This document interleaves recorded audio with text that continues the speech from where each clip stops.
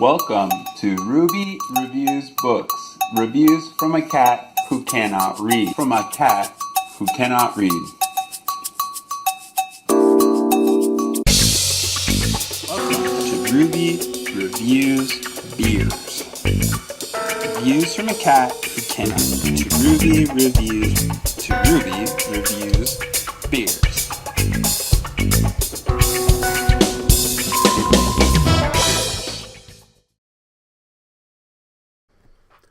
Welcome to Ruby Reviews Beers, because I can't read a book every week. She may not like to booze, but she sure knows her brews. Today's beer is Bourbon County Stout 2009 by Goose Island Beer Company. Aged in bourbon barrels and famed for its annual limited release, this 9-year vintage opens with a hiss and pours like motor oil. Described by the InBev subsidiary as darker than a black hole, the body lives up to the hype, though the head is underwhelming, probably due to the aging. The nose on it is sweet and rich, like molasses. The first sip packs a wallop, a kind of liquid explosion that is strong on the bourbon taste.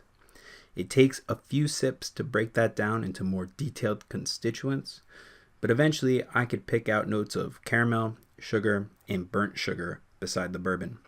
Considering that those are all forms of sugar, I can definitely affirm the sweetness of this beer. So much sweetness.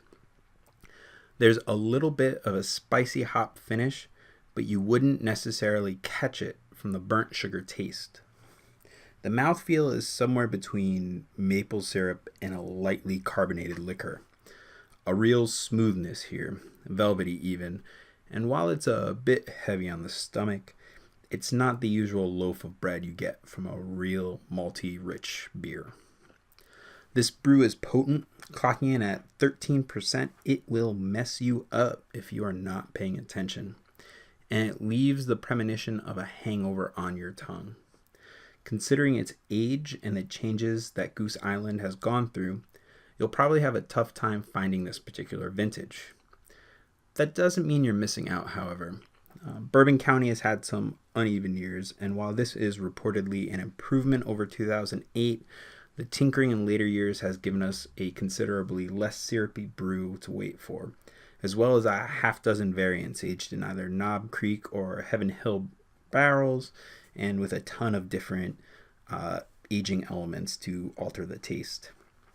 That said, it's a nice taste of history in a bottle.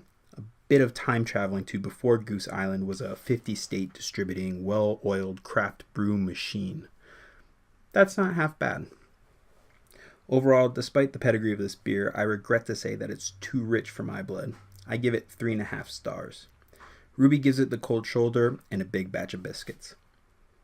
Happy drinking.